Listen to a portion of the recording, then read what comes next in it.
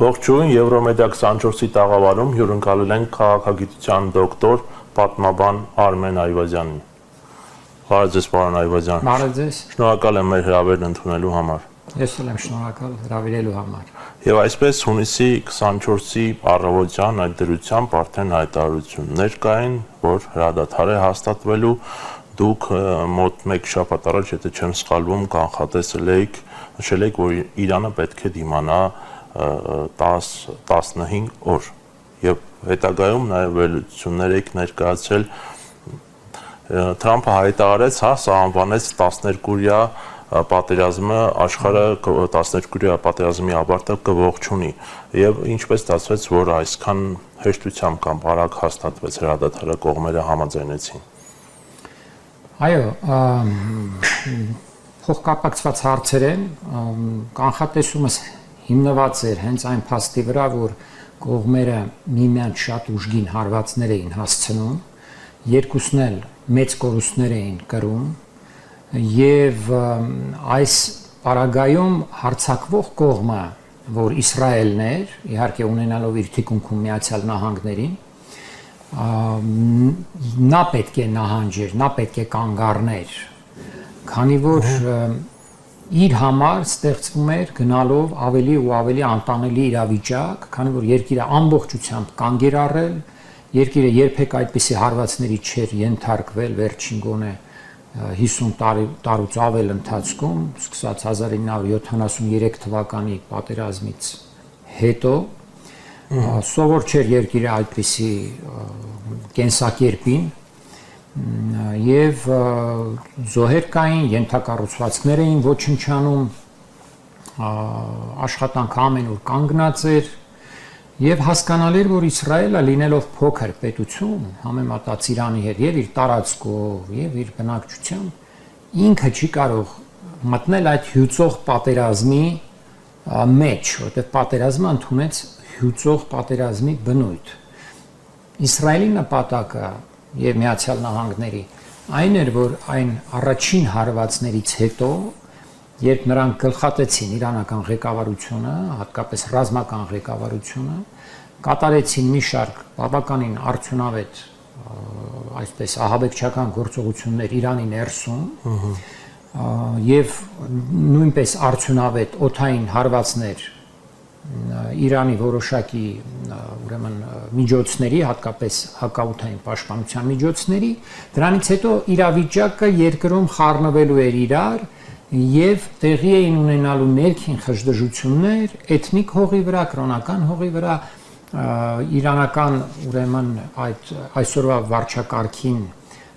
դեմ եղած քաղաքական ուժեր կան, որոնք նույնպես կարող էին ակտիվանալ եւ այդ հողի վրա Իրանը կպարակտվեր, կփլուզվեր եւ այդպես նրանք հաղթանակ կտանեին։ Դա իրենց ամենաառաջին հենց ուրեմն նպատակն էր, նաեւ կարծում էին, թե կարողանան սաստել իրանական բալիստիկ հրթիռների արձակումը դեպի Իսրայել, բայց չհաջողվեց։ Ոչ առաջինը հաջողվեց, ոչ էլ երկրորդը հաջողվեց։ Ամեն օր Իսրայելը ստանում էր շատ ցավոտ, շատ զգայուն հարվածներ Իրանից, թեև ինքն էլ էր հասցնում շատ ցավոտ, շատ զգայուն հարվածներ Իրանին։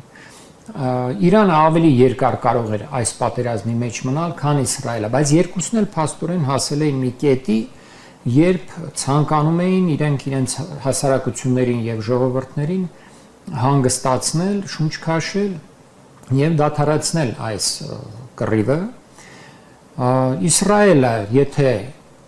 տեսներ, որ կարող է շարունակել, քանի որ ինքն էր նախաձեռնողը, կշարունակեր։ Բայց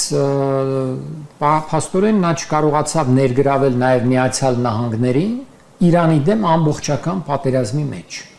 Ճիշտ է, Միացյալ Նահանգները մասնակցեց ամենաառաջին օրվանից այդ պատերազմին, պաշտպանելով Իսրայելին այդ բալիստիկ հրթիռներից իր ունեցած միջոցներով, իսկ այդ միջոցները տարբեր տեղ էին եւ Պարսից ծոցում, եւ Իրաքում, եւ Միջերկրական ծովի արևելյան մասում, այդ հակահրթիռային միջոցները, այո, եւ հակահրթիռային հակաօդային միջոցները, այո, եւ նաեւ բուն Իսրայելում հենց ամերիկյան անձնակազմերը այդ ՍԱԱՏ կոչվող հակաբալիստիկ հրթիռներով մասնակցում էին հետմղմանը, որ պատերազմին մասնակցություն է, պարզապես պաշտպանական այսպես դիրքով։ Իսկ վերջին հարվածը, երբ Միացյալ Նահանգները հասցրեց Իրանի միջուկային 3 գլխավոր օբյեկտներին, դրանով սահմանափակվեց Միացյալ Նահանգները։ Ասաց ես այլևս գործ չունեմ։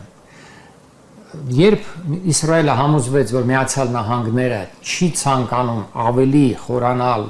ռմբակոծել իր նման քաղաքները, կետերը տարբեր եւ այլն, հասկացա, որ ինքը միայնակ չի կարող այդ պատերազմը շարունակել եւ այդ իսկ պատճառով էլ ավելի շատ Իսրայելից եկավ այդ առաջարկությունը եւ տեղեկություններ կան, որ եկել է իսրայելյան եւ ամերիկյան կողմից Քաթարի ղեկավարությունը, Քաթարի ղեկավարությունը հայտնել է Իրանին, որ նպատակ կա, ցանկություն կա զինադադար հայտարարել եւ այդպիսով Իրանն էլ համաձայնվեց, քանի որ ի սկզբանե Իրանը ասում էր, եթե Իսրայելը դադարեցնի, ես էլ կդադարեցնեմ, քանի որ ինքն էլ է շատ մեծ ցավոտ հարվածներ ստացել։ Հունիսի 22-ի ռմբակոծությունները, բայց թերևս այն տպավորությունները, որ ամենավտանգավոր պահն է, որ կարող է վերաճել արդեն ավելի մեծ պատերազմի, չգիտեմ, այլ տերությունների ներգրավմամբ, ինչպես եղավ, որ տեղի չունեցավ։ Աստորեն Թրամփը սահմանափակ ինչ-որ գործողություն արեց, ինչ ցույց տալու իր, որ ինքը հավատարիմ դաշնակից է, թե Իրանին հարված հասցնելու համար ինչ է կարծում։ Այո, բավականին ցուցադրական գործողություններ ավելի շատ, քանի որ այդ 3 օբյեկտներում եղած նյութերը, սարքավորումները արդեն իսկ իրանական կողմը հանել էր։ Իսկ հանած պետք է լիներ։ Տարբեր տեղեկություններ կային, նաև արբանյակային լուսանկարներ կային, որ օրինակ հենց այն գլխավոր օբյեկտը Ֆորդոյում մի քանի օր առաջ այնտեղից հանվում էին այդ նյութերը, բեռնատարներ էին երևում այդ արբանյակներից եւ այլն, որ այնտեղից հանել են այդ ամեն ինչ։ Այսինքն հնարավոր է Իրանին Միացյալ Նահանգներն էլ հուշել, որ ես հարվածելու եմ, դրա համար էլ ոչ մի հակաօթային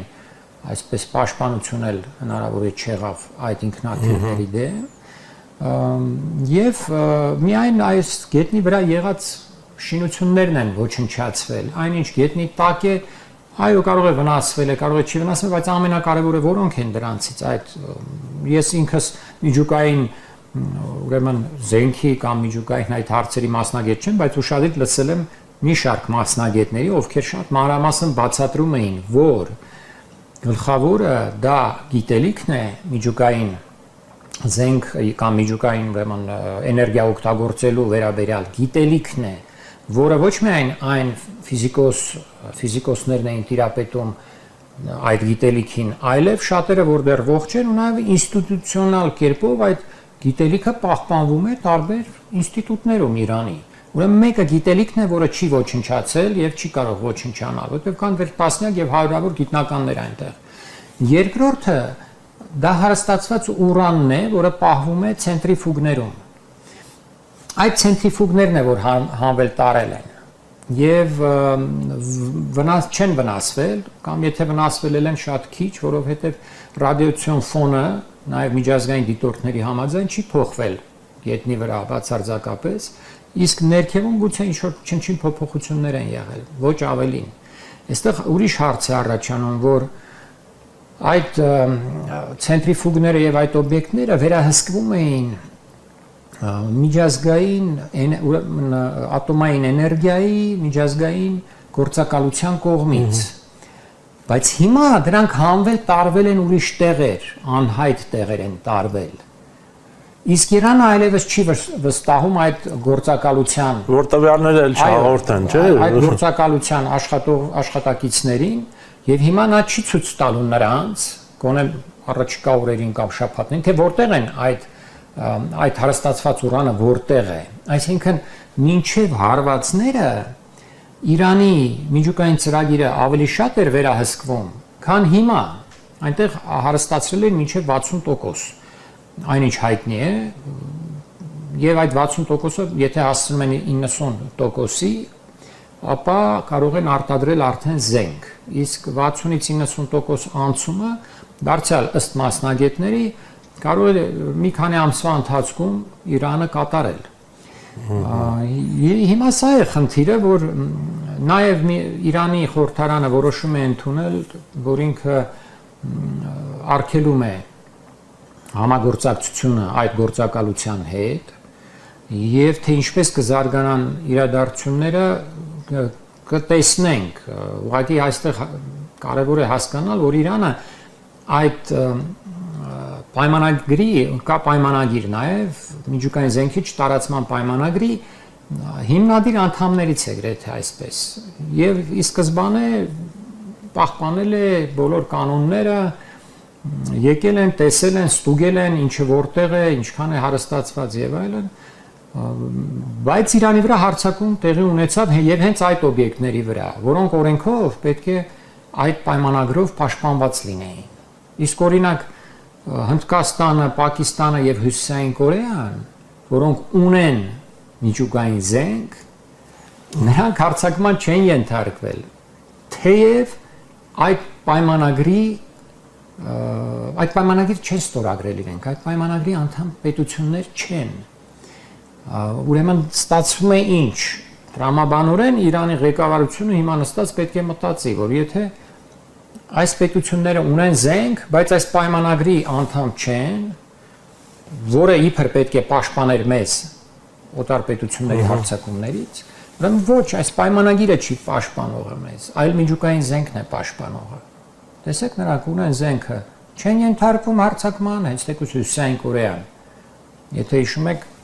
Թրամփը իր առաջին նախագահության օրոք սպառնում էր Հյուսիսային Կորեային շատ խիստ, բայց քանի որ Հյուսիսային Կորեան ուներ միջուկային զենք, չհամարձակվեցին հարձակվել, բանակցությունների մեջ մտան, ճիշտ է, հետո բանակցությունները հաջողություն չունեցան, բայց այնուամենայնիվ հարձակում Հյուսիսային Կորեայի վրա տեղի չունեցավ, քանի որ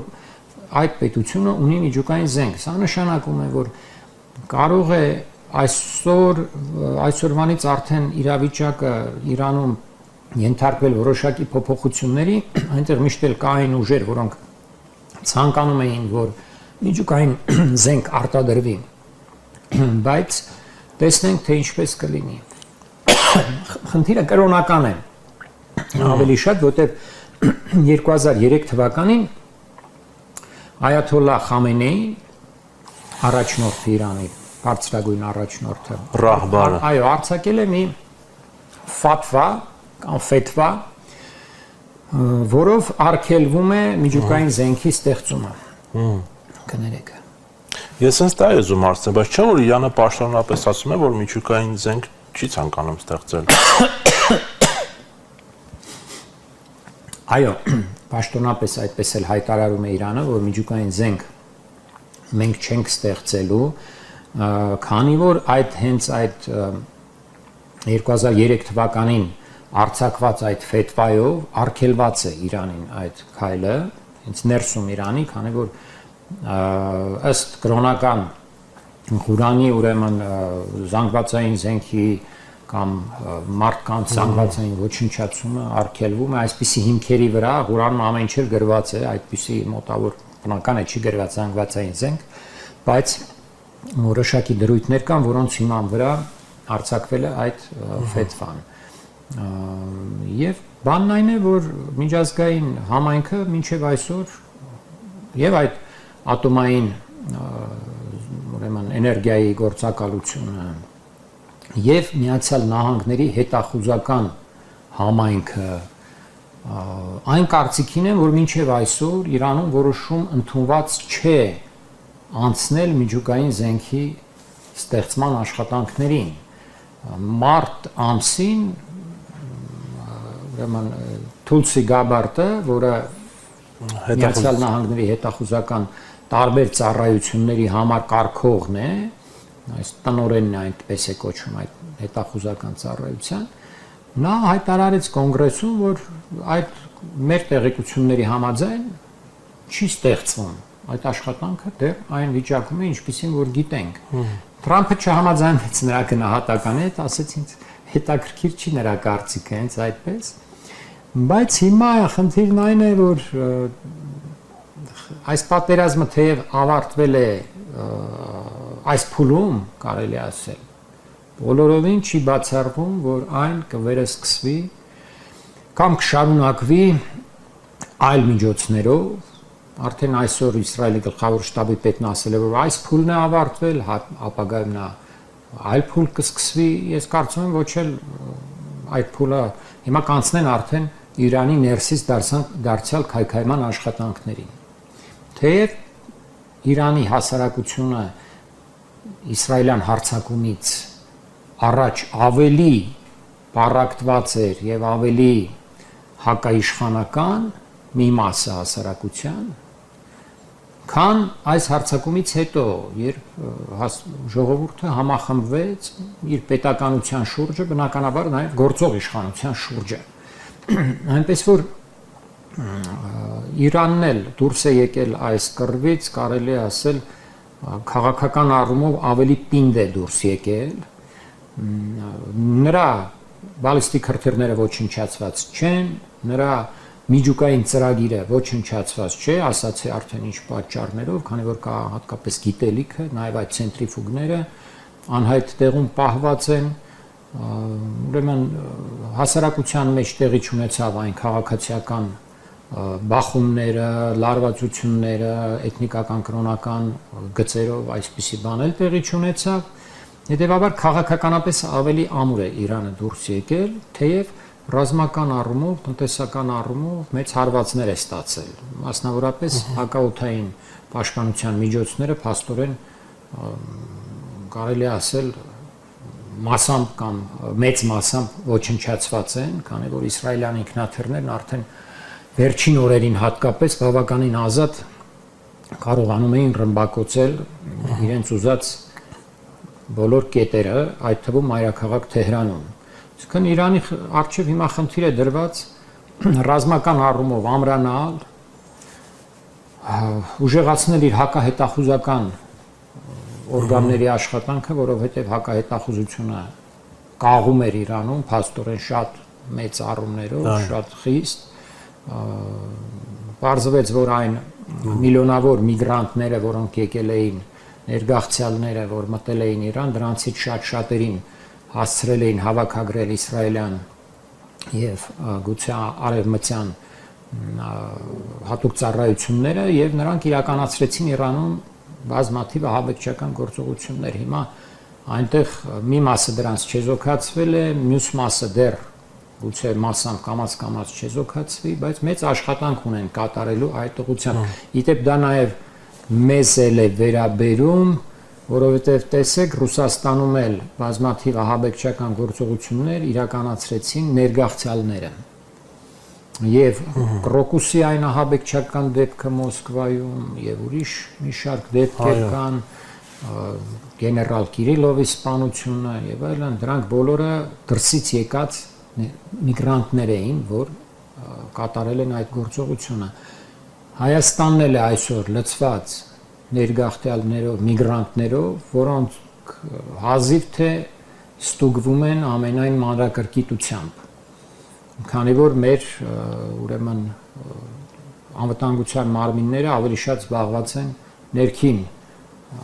եղած կամ չեղած սպառնալիքներով, ավելի շուտ չեղած սպառնալիքներով, իսկ այդ արտաքին սպառնալիքներին վրա փաստորեն ուշադրություն համապատասխան չափով չի դարձվում։ Ամենազավեշտալին այն է, պարոն Այվազյան, որ Ադրբեջանը, իդեպ խնդրեի նաև Ադրբեջանի գործոնին էլ անդրադառնալ այս հակամարտության համատեքստում, ակնհայտորեն օգնում էր Իսրայելին, բայց ադրբեջանական քարոզչամեքենան տարբեր կայքեր կեղծ տեղեկություններին հրապարակում, թե իբր Իրանի հայերը դավաճանել են Թեհրանին եւ համագործակցել են Մոսադի հետ։ Սա իմիջիայլոց այդ գործակալական աշխատանքի հետ կապված։ Ձեզ ինչ նպատակով էին այս դասական ապատեղեկատվության գործողություններ են դրանք, մանավանդ որ իրենք են դրա մեջ ներգրավված, բայց հայերին են մեղադրում։ Դա իրենց մոտ շատ ընդունված գիծ է, այնինչ իրենք են անում, ասում են հայերն են անում։ Իրենք են ցեղասպանություն գործում, ասում են հայերն են ցեղասպանություն գործել։ Իրենք են գրավում հայկական հողերն ու տարածքներն, ասում են հայերն են գրավել ադրբեջանականը։ Ամենուր աշխարհի բոլոր կետերում փորձում են ստեղծել հակահայկական տրամադրություններ։ Եվ ադրբեջանցիները եւ թուրքերը։ Եվ սա շարունակվում է տասնամյակներ արդեն։ Մեր կողմից բավարար համապատասխան հակահարված չի տրվել մինչև այսօր, ցավոք սրտի, եւ բավական ազատորեն այդ խոսույթները այստեղ այնտեղ տարածում են։ Իհարկե Իրանի ղեկավարությունը շատ լավ տեղյակ է եւ հասկանում է, որ հայերը չեն համագործակցել Մոսադի հետ, այլ հենց ադրբեջանցիները եւ տեղեկություններ էլ կան ու բաց տեքստով վերջին օրերին պատերազմի խոսում էին հենց Իրանում հեռուստատեսություններով, որ Ադրբեջանի տարածքից դրոններ են մտնում Իրան, կատարում իրենց ուրեմն հարվածները, նաեւ որ Ադրբեջանի տարածքում վերալիցքավորվում են իսրայելյան կործանիչներ, այո, որոնք մտնում են Սիրիայից Իրաք, Իրաքից անցնում են հյուսիսային Իրանի տարածքով, գուցե այդ ժամանակ ռմբակոծում են, հետո գնում են վերալիցքավորվում են եւ նույն ճանապարհով էլ հետ են գնում կամ գուցե Թուրքիայի վրայով էլ են նաեւ գուցե հետ գնում։ Թեև Թուրքիայի վրայով հետ գնալու համար նրանք պետք է թռնեին կամ Հայաստանի վրայով կամ Վրաստանի վրայով։ Ավելին մեծ հայտնի չի այս բան, բայց որ Իրանում շատ հստակ այդ մասին խոսում էին, որ Ադրբեջանում կան իսրայելյան բազաներ եւ այնտեղից կատարվում են հարվածներ, սա հստակ է եւ սա անդրադառնալու է, կարծում եմ կարճաժամկետ այսպես կտրվածքով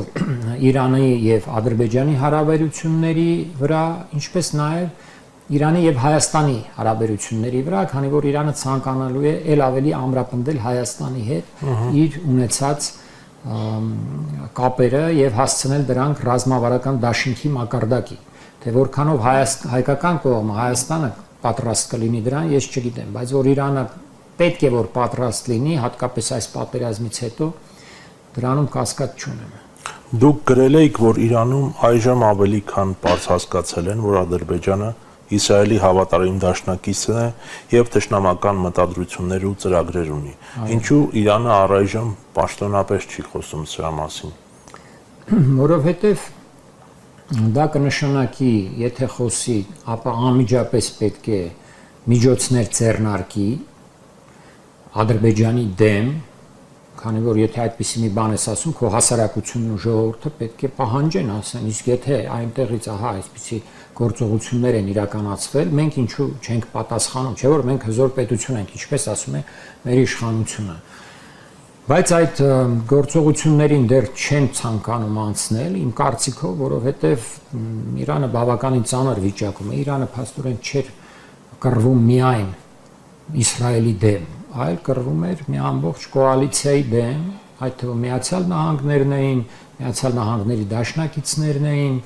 ինչպես նաև Մերձավոր Արևելյան մի շարք պետություններ, նույնպես թեև ոչ խոսքերով, բայց գործով աջակցում էին Իսրայելին, օրինակ Հորդանանը, երբ Հորդանանի վրայով թռնում էին իրանական հրթիռները, Հորդանանում տեղակայված հոպի միջոցները փորձում էին դրանք խոցել։ Խնդրեմ, այսինքն մի շարք պետությունների դեմ էր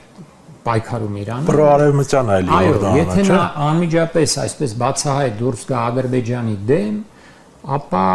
նշանակելու է նաև միանգամից դուրս է գալիս Թուրքիայի դեմ, քանի որ Ադրբեջանն ու Թուրքիան այսօր մի կոնֆեդերացիայի պես միասնական մարմին են։ Իրանը դա դեռևս չի ցանկանում, բայց որ Ադրբեջանի գործողությունները նրանք չեն մոռանալու,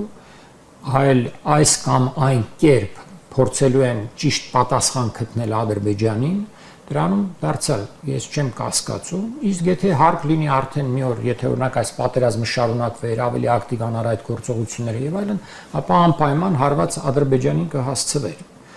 Մյուս քայլը Իրանի հենց Ադրբեջանին հակառակ եւ Ադրբեջանի ախորժակները զսպող քայլը պետք է լինի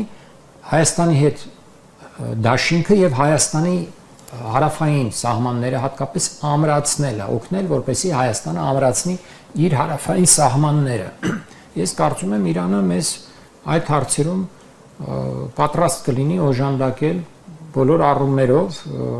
առաջել էին նման ուրեմն նրանց կողմից ցանկություններ հայտնել են եւ տեղի ունեցավ, եթե հիշում եք, հայ-իրանական մի փոքր զորավարժություն, թեև մեկը այս կողմում էր, նրանք այն կողմում էին սահմանի, բայց այնուամենայնիվ դա անդրանիկ մի զորավարժություն էր, տեսնենք թե որքանով հայկական կողմը պատրաստ կլինի խորացնել Իրանի հետ իր ռազմավարական դաշինքը, իսկ Իրանի հետ դաշինքը կարևոր է, անչափ կարևոր է, քանի որ հենց Իրանն է այսօր հանդիսանում գլխավոր երաշխավորը, որ Ադրբեջանը չհարձակվի Հայաստանի վրա ու հատկապես չփորձի գրավել Սյունիքը։ Հենց Իրանը այս ելքով պատերազմի այս ելքով Ադրբեջանը իր տեղը կնստի եւ բացահայտ մեծ գործողությունների չի գնա։ Իսկ Իրանը պատրաստ կլինի պատասխանել, եթե հանկարծ այդպիսի փորձ արվի։ Մեր խնդիրն է մենք ինքներս պատրաստ լինենք այդպիսի հավանականությանը, հենց երեկ էլ այսօր էր թե երեկ Ալիևը նորից Հայաստանին մեղադրել է ռազմական հանցագործ պետություն լինելու մեջ, այսինքն սպառնացել է եւ այլն։ Այսինքն ադրբեջանական վտանգը Հայաստանի գլխին դամոկլյան սրի պես կախված է։ Մենք պետք է մտածենք նախ Հայաստանում համապարփակ ինքնապաշտպանական համակարգ ստեղծելու մասին եւ երկրորդը օտար հզոր պետությունների հետ ռազմավարական նոր դաշինքների մասին։ Ռուսաստանի հետ դաշինքը կիսա այսպես կենթանի վիճակում է եւ հասկանալի չէ գործում է թե չի գործում։ Իրանի հետ պետք է դաշինքը ամրապնդել, Հնդկաստանի հետ պետք է հարաբերությունները ռազմական բնագավառում խորացնել, եթե արևմտյան պետություններից ոմանք, ինչպես օրինակ Ֆրանսիան, ցանկություն ունեն Հայաստանին օժանդակել ռազմական տեխնիկայի կամ չգիտեմ այլ միջոցով, իհարկե կարելի է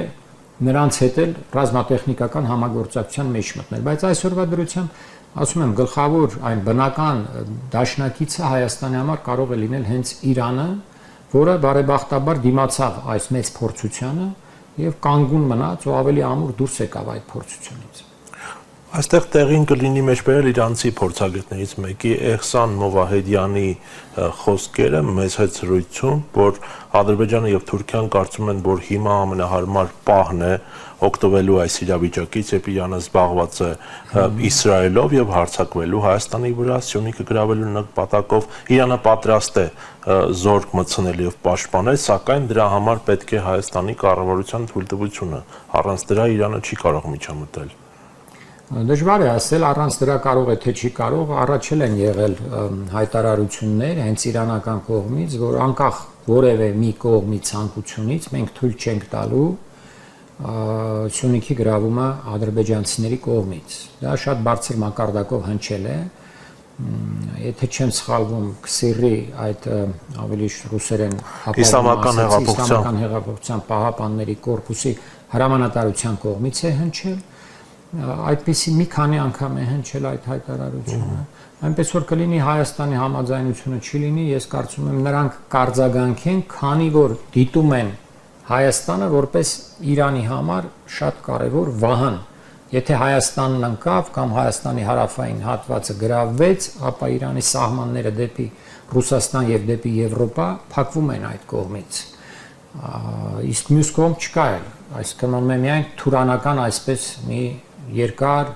գիծ, որը իրան փակելու է բնականաբար հյուսային ամբողջ իր սահմանները փակ են մնալու, որից հետո սկսվելու է ճնշում իր տարածքի վրա, իր հյուսային տարածքի վրա, որտեղ ապրում են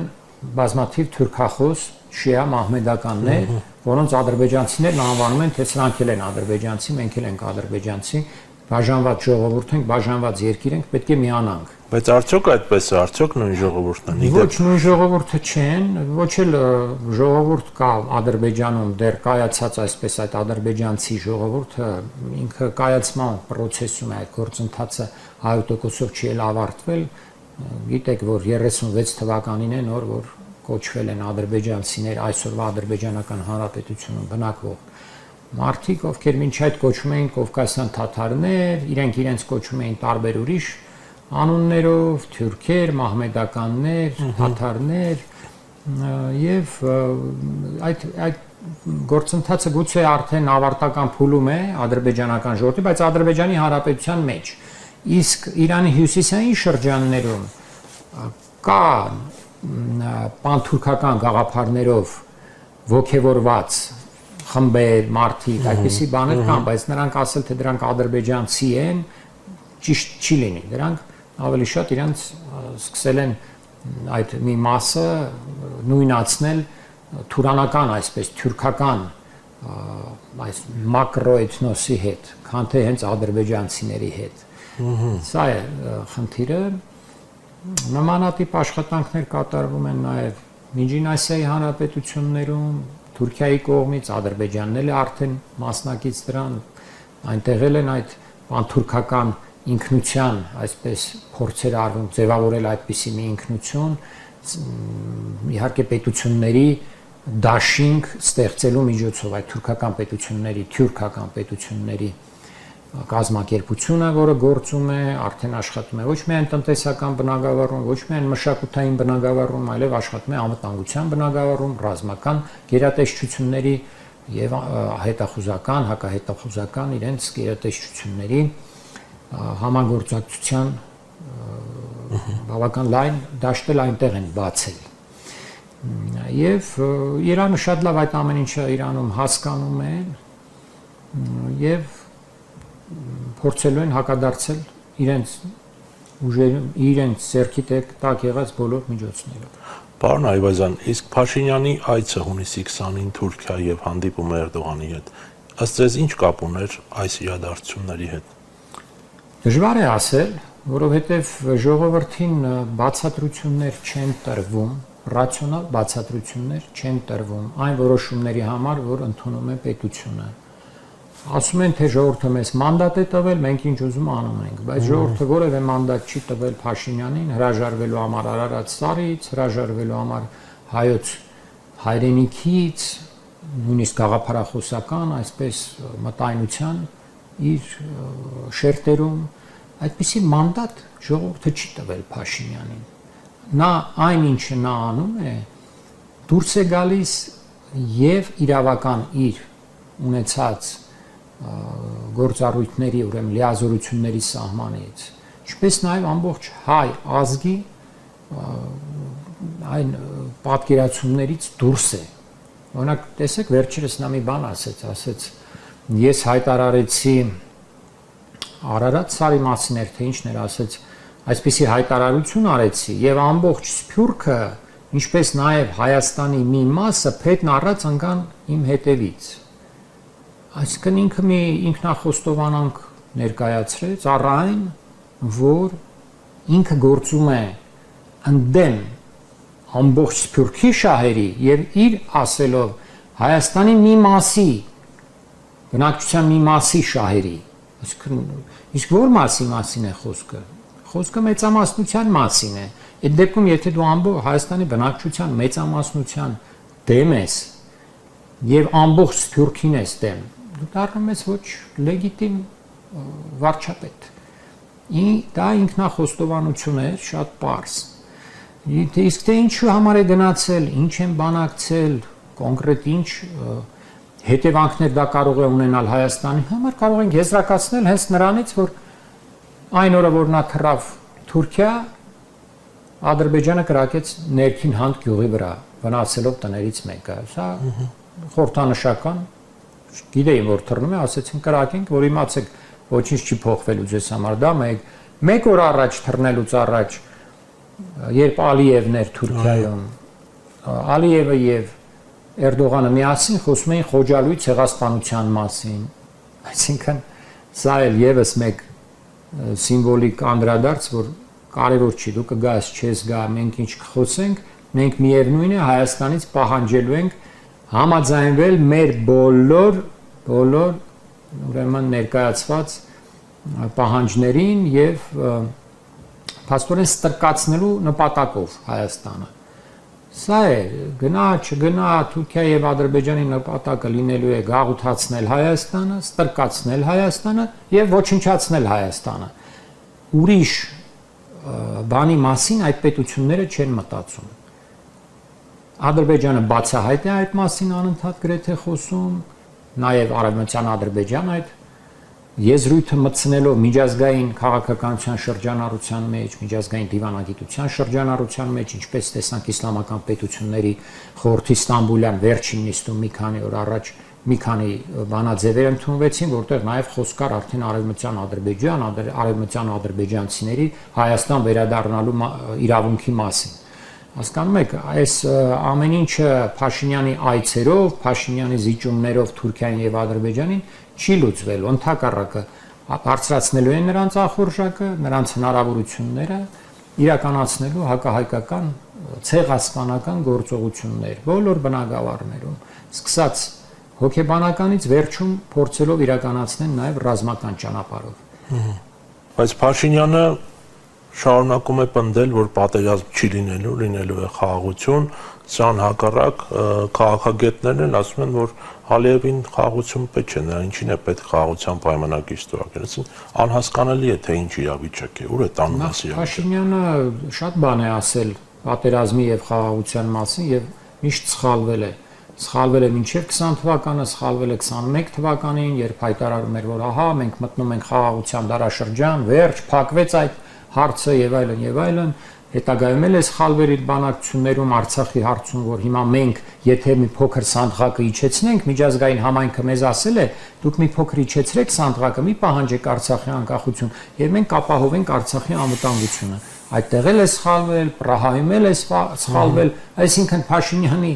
Հայաստանի անվտանգության վերաբերյալ խոսքերը մեզ համար հիմք լինել չեն կարող, քանի որ նա բազմիցս ցույց է տվել, որ սխալվել է ամենակենսական հարցերում, անվտանգության Հայաստանի ամենակենսական հարցերում սխալվել է կամ, չգիտեմ, ամենափափուկ բառն եմ օգտագործում սխալվել ասելով։ Սա է իրավիճակը, իսկ թե պատերազմի վերաբերյալ կլինի թե չի լինի, ես սկզբում էլ այս հաղորդման ընթացքում էլ մի քանի անգամ ասացի, որ առայժմ պատերազմը զսպում է, ոչ թե պատերազմը, այլ Հայաստանի վրա հարձակումը զսպում է Իրանը, հատկապես հարավում։ Իրանը թուլացավ, թե ոչ։ Ոչ, ես կարծում եմ Իրանը այս պատերազմից հետո ավելի ուժեղ դուրս եկավ, որովհետև հասարակությունն ավելի ամրացավ։ Իրանի թուլությունը իր հասարակության մեջ եղած պառակտումներն էին։ Կար այնտեղ լիբերալ զանգված, երիտասարդների մեջ հատկապես, Իրանի բնակչության 50%-ից 60%-ից ավելին մինչև 30 տարեկան մարդիկ են, երիտասարդներ են այսինքն, որոնք ծնվել են արդեն այս իսլամական պետության, հանրապետության օրոք են ծնվել, տեսել են սա եւ այլն եւ ավելի լայն ուրեմն այլ նպատակներ ունեն, ցանկանում են ավելի ազատականացնել երկիրը եւ այլն եւ այլն, բայց հիմա երբ հարձակում տեղի ունեցավ դրսից Իրանի վրա եւ բոլորն էլ տեսան, ենթարկվեցին, լսեցին այդ պայթյունները, եղան բազմաթիվ զոհեր, շուրջ 700 մարդ զոհվել է, 5000 մարդ վիրավորվել է, բազմաթիվ շինություններ, ենթակառուցվածքներ ոչնչացվել են եւ այլն, մարդիկ մոբիլիզացվեցին պետականության շուրջը։ Իսկ այն, որ ռազմական առումով Իրանը կարող է հակադարձել Ադրբեջանին, դրան ոչ մի կասկած, որովհետև Ադրբեջանը խոցելի պետություն է։ Մենք ինքներս կարող ենք Ադրբեջանին ծնկի բերել, եթե ունենայինք 200-300 հրթիռ եւ ԱԹՍ, որոնք կարող էին հասնել մինչև Բաքվի նավթահարցունաբերային համալիրները։ Դրանից հետո կվախենար Բաքուն շարունակեր այդ ամբողջ կռիվը, որովհետև իր տնտեսության 90%-ը կարող էր ոչնչացվել։ Իսկ Իրանը կարող է դա անել ընդամենը 1 ժամվա ընթացքում իր հրթիռների միջոցով։ Այն էլ ոչ հեռահար հրթիռներ են այդտեղ պահանջում, այլ ավելի կարճ հեռահարություն ունեցող, միջին հեռահարություն ունեցող հրթիռներ, այդ ստատիկ օբյեկտներին, անշարժ օբյեկտներ են դրված են այնտեղ։ 1 ժամվա ընթացքում դրանք կարող է ոչնչացնել, եթե Ադրբեջանը անցնի բոլոր սահմանները, ել չեմ ասում, որ գոյություն ունի ցամաքային սահման։ Այդ ցամաքային սահմանով Իրանը կարող է նաև ներխուժել, եթե Ադրբեջանը կատարի այն գործողությունները Հայաստանի դեմ հարձակում կամ եւ այլն, կարող է մտնել ինչ որ մի տարածություն, առաջանցնել, փակել ճանապարհները եւ այլն, չգիտենք։ Օրինակ, եթե Իսրայելը եւ Իրանը ունենային ցամաքային սահման, Իրանը ավելի շահավետ իրավիճակում կհայտնվեր, քանի որ իր մոբիլիզացիոն ռեսուրսը մեծ է, Ժողովուրդը ավելի այսպես պատրաստ է եւ կորուստների հենց այդ 90 միլիոնանոց բնակչության պայմաններում մի քանի հազար կամ մի քանի տասնյակ հազար նույնիսկ կորուստներ տալը ողերիմ թշնամու դեմ, որը հարձակվել է քո հայրենիքի վրա, կարծում եմ իրենց համար դա լրիվ ընդունելի կլիներ, իսկ Իսրայելի համար ոչ։ Ադրբեջանի համար այս պայմաններում իրավիճակը այնքան էլ բարենպաստ չէ, քանի որ կա ցամաքային սահման։ Եվ Ադրբեջանը սխալ քայլեր իրավունք չունի անելու։ Այն էլ այդ ցամաքային սահմանը գրեթե ամբողջությամբ հարավային շրջանը կապում է Իրանի հետ է հենց կապում։ Մի փոքր հատված է, մի 10 կիլոմետրանոց մոտավորապես այս Սադարակի շրջանում, Նախիջևանի հյուսիսային մասում, որ կապում է Թուրքիայի հետ։ Մնացած ամբողջը Իրանի վերահսկողության տակ է։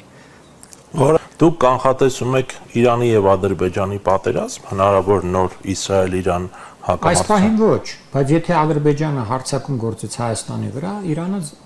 համոզված եմ ռազմական ուժով հակադարձելու է դրան։ Իհարկե մենք պետք է պատրաստ լինենք ինքներս հակադարձելու առանց նույնիսկ որևէ աչու ձախ նայելու, թեև ցանկալի է ունենալ դաշինքներ այդ ժամանակ։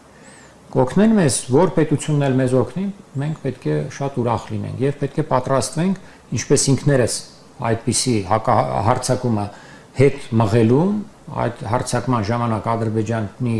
զինված ուժերի ատամները ջարդելուն, որտեղ այնտեղ լեռնային շրջան է, այդ լեռնային շրջանում հազար ու մի արդյունավետ միջոցներ կան պաշտպանության համար, այնպես էլ պատրաստվենք մեր դաշնակիցների հետ, պատրաստենք դաշինքներ, համագործակցենք, զորավարժություններ անցկացնենք,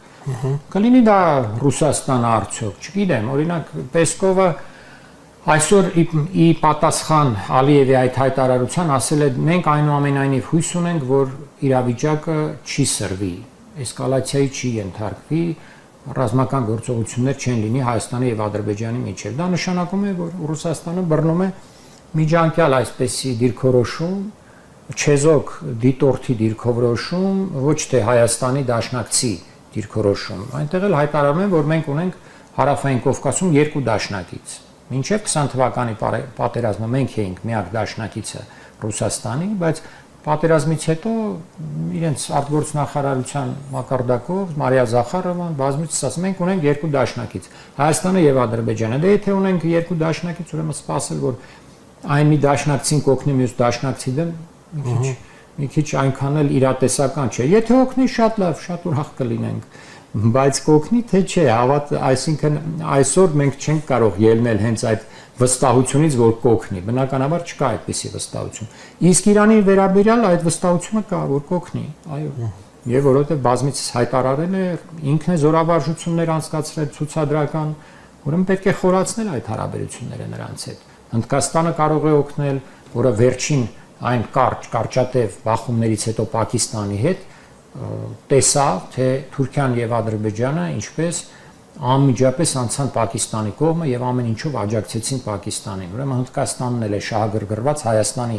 ամրությամբ, որպես հակակշիռ Ադրբեջանին եւ Թուրքիային։ Այս դաշնակիցների հետ պետք է աշխատել։ Հնդկաստան, Իրան, Հայաստան առանց կարող է ձևավորել։ Այո, թե որքանով կստացվի այդ երրամիացնությունը, ես չգիտեմ, որովհետեւ Հնդկաստանը վատ հարաբերություններ ունի Պակիստանի հետ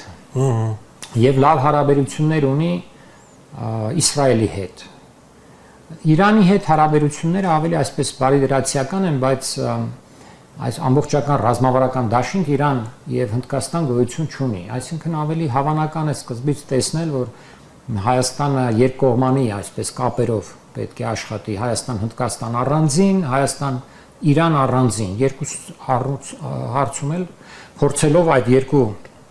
մեծ հզոր պետություններին Հայաստանի հարցում միացնել իրար եւ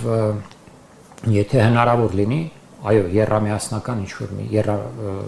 երրյակ դաշինք ստեղծել, բայց դա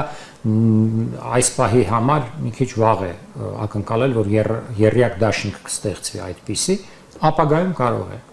Այսպիսով կարող են եզրակացնել, որ 12-օրյա պատերազմի ավարտին Իրանը չհանձնվեց եւ չպարտվեց, ով ըստ ձեզ։ Իհարկե, դա այդպես է, նույնիսկ այսօր նախագահ Թրամփը, ԱՄՆ-ի նախագահը հայտարարեց, որ Իսրայելը շատ մեծ կորուստներ է կրել, այսինքն խոստովանություններ դա, որ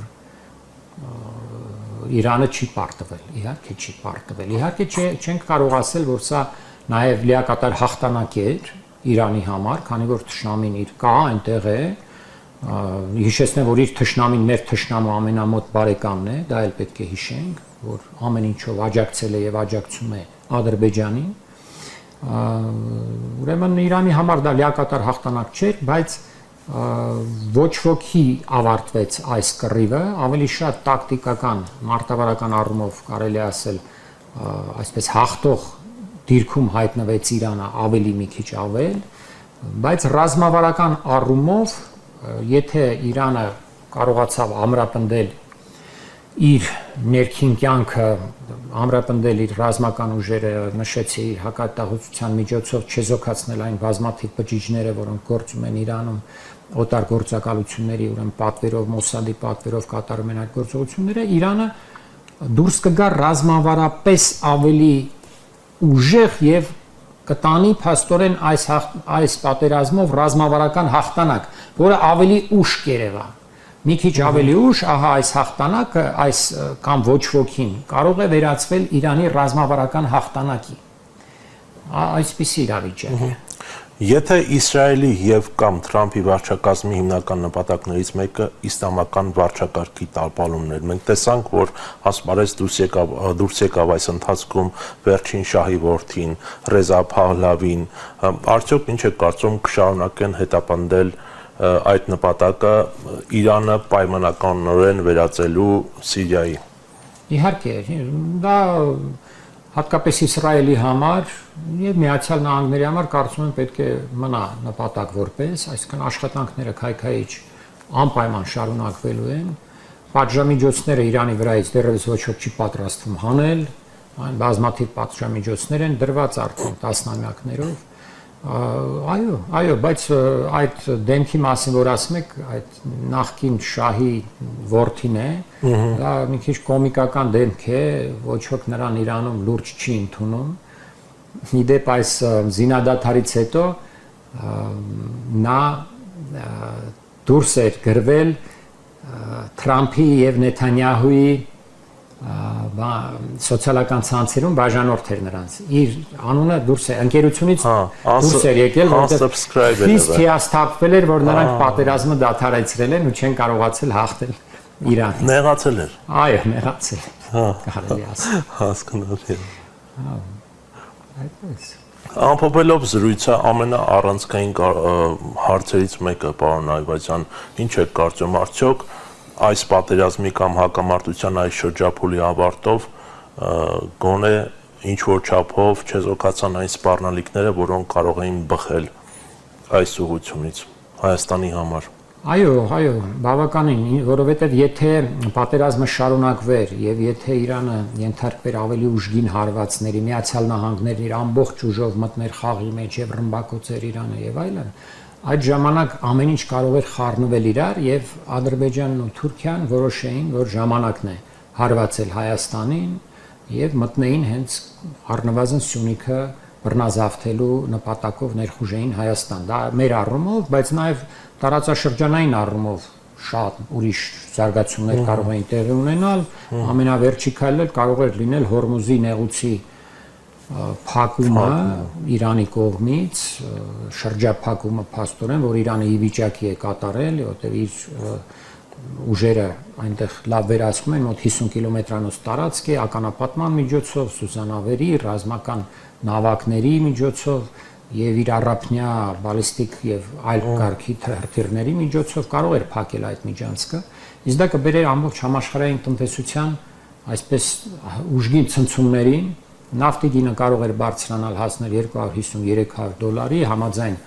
Իրաքի արտգործնախարարի գնահատականների, որը գլխավոր նավթ արտահանող երկրներից է, գիտի ինչի մասին է խոսում, եւ ամբողջ աշխարհը ցնցվեր անկանխատեսելի հետևանքներով։ Դրանում այդ քայլին Իրանը գդիմեր ամենավերջին, ուրեմն դեպքում, երբ տեսներ, որ այլևս իր ձեռքին չի մնացել ուրիշ միջոց, ապա կփակեր Հորմուզի նեղուցը, դա իմիջայլոց նաև ճնշում կլիներ հենց Չինաստանի վրա, որը լինելով BRICS կազմակերպության եւ Շանհայի այդ տնտեսական կազմակերպության ղեկավար անդամ Չինաստանը եւ Իրանն էլ է այդ կազմակերպության անդամն է Չինաստանը ցույց չտվեց Իրանին անմիջապես այնպիսի օժանդակություն ռազմական այդ սկզբից եւ կարող է այդ ժամանակ եթե այդքան սրվեր իրավիճակը Իրանի լինել չլինելու հարցը լիներ փակեր այդ նեղուցից դա կբերեր Չինաստանի տնտեսության համար նաեւ ոչ միայն ամբողջ աշխարհի բայց նաեւ Չինաստանի տնտեսության համար մեծ հետևանքների բացասական հետևանքների որովհետեւ Չինաստանի նավթի 50%-ը գալիս է Պարսից ծոցից Իրանը մատակարարում է մոտ 10-15%-ը մնացած այդ Պարսից ծոցի մյուս պետություններն են մատակարարում պատկերացնում եք եթե Չինաստանը զրկվեր 50% ներմուծվող նավթից ինչ կլիներ իր այո տնտեսության հետ այդ ահռելի 1.5 միլիարդ բնակչություն ունեցող երկիրը մեծ ցնցումների կարող էր ենթարկվել իհարկե կընկներ ավելի շատ Ռուսաստանի նավթի արտահանման ազդեցության տակ, բայց մինչև այդքան նավթ կարողանար այստեղից այնտեղից բերել, ինչ ասես կարող էր իր տնտեսության հետ էլ պատահել։ Այնպես որ այդ նաև կարող ենք հիշել, որ զինադադարը կնքվեց Իրանի արտգործնախարար Արաքչիի Մոսկվա կատարած այցից անմիջապես հետո։ Այո։ Եվ դա վկայում է իմ կարծիքով այն մասին, որ Ռուսաստանը այս հարցում անպայման խորհրդակցել է Չինաստանի հետ, ինչ կարող ենք մենք միասին անել Իրանին օժանդակելու համար։ Եվ ինչ որ համաձայնություններից երևույթին եկել են, այդ ինչ որ համաձայնությունների մասին նաև տեղեկացվել են Արևմուտքում, Միացյալ Նահանգներում, Թրամփը, որ եկեք ավելի լավ է չխորացնենք այս ամեն ինչը, թե չէ մենք էլ կօժանդակենք Իրանին, այդ դեպքում Իրանը ձեզ ավելի ուժգին եւ երկար կարող է դիմադրել, այնպես ինչպես դուք եք օժանդակում Ուկրաինային, այնպես է ես կարող եմ օժանդակել Իրանին։ Սա հավանական է, բավականին մեծ հավանականություն կա այսպիսի մի մեծ միջազգային դիվանագիտական գաղտնի ուրեմն համաձայնության, որը եկել են գոնե այս պահին զինադադար կնքենք, իսկ հետո արդեն փորձենք ինչ-որ լուծումներ գտնել։ Թե կգտնեն այդ լուծումները չեն գտնի, ինչ ճանապարհով կգնան, կտեսնենք։ Հիմա այդ մասն էլ կարող ենք շատ երկար խոսել։ Շնորհակալ եմ հետաքրքիր զրույցի համար, պարոն Այվազյան։ Ես էլ եմ շնորհակալ։ Հարգելի հեռուստադիտողներ, մենք զրուցում էինք քաղաքագիտության դոկտոր պատմաբան Արմեն Այվազյանի հետ։ Մենք շարունակենք հետևել իրադարձությունների զարգացմանը, մնացեք խաղաղությամբ, կհանդիպենք։